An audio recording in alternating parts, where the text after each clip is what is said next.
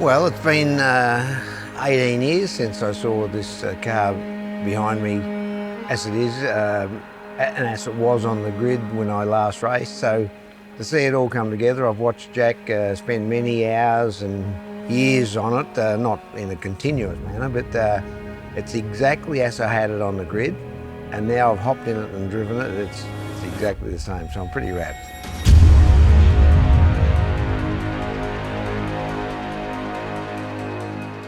It's been a great effort from many people, but led on by Jack, if you know what I mean. And before I sold my team to Kelly's, the work started to put that car back. It had moved on for 4 or 5 years in Perkins Motorsport, different livery. It was the first Jack Daniels car, it was the first car Jack drove at Bathurst, and so on. So we had to convert it back, and a lot of people did a lot of good work. James White did the structural work back down there when I still had the business. The engines were done by Tony and Sean while we still had the engine company. So all that was nice and fresh. Barry Abbott-Meyer did a lot of work. Travis Langman did a lot of work here. And Jack put all that together over many years, sourcing the right parts, everything had to be exactly as it was, whether it be mechanically or visually, and he made it all that way.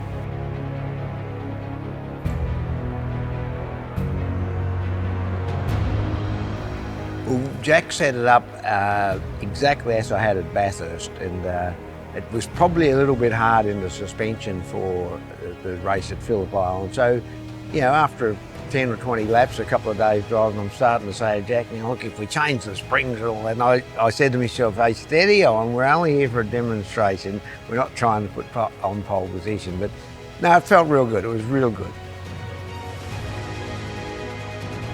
I was delighted that I could fit into my race suit. I am the same weight as I was in 2003, but it all fitted nicely, and same boots, same gloves. I didn't run the same helmet because we had to run a hands device, and I didn't have a full face helmet with the hands device, but I had that one. So that was the only difference, and yeah, that was fine. It was just a great feeling to hop back in that car because I fitted into it perfect.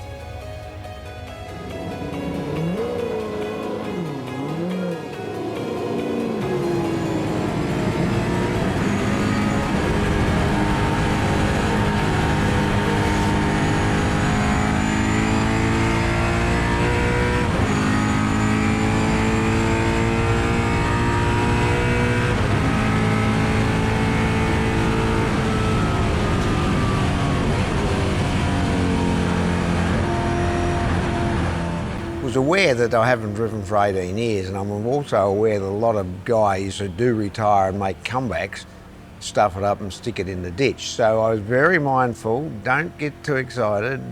I set a low limit, 8, 9 tenths, so that I kept well away from having a crash, and but I was concentrating, don't you worry, I was trying and concentrating.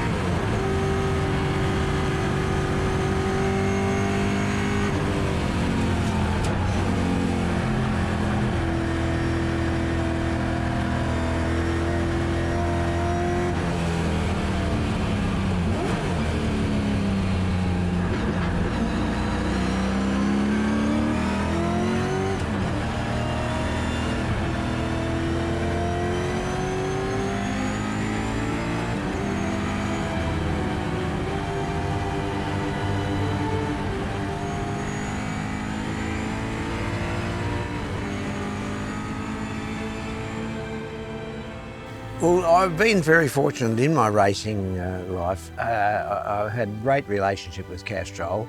I think 11 years they sponsored my team, which is a huge amount of time. And when they finally pulled out, they gave me a year's notice, which they didn't have to do.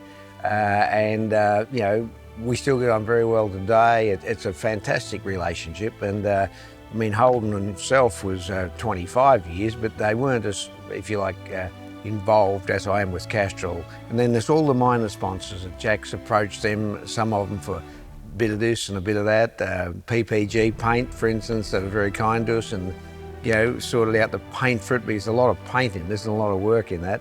I'm very pleased to say that I don't think I've ever burned a sponsor, and they've always stayed right behind me when it counts. When you're retired, you're retired. So to have a drive at Phillip Island, as I've just done, I don't call that coming out of retirement. It was a demonstration. I think I demonstrated myself why you shouldn't make a comeback, because it was real hard work, I promise you. And I was about 6 or 8 seconds off the pace, and I was concentrating, I was trying real hard, but mindful of, you know, I'm now, well, I'll be 70 by the time someone watches this. And no, but thoroughly enjoyed it. And the next car, as I say, when that next car comes along, the 93 car, it would be great to have them both on the track. And that is probably a little goal that Jack and I haven't spoken about yet, but, you know, I'm sure it's in his mind as much as mine.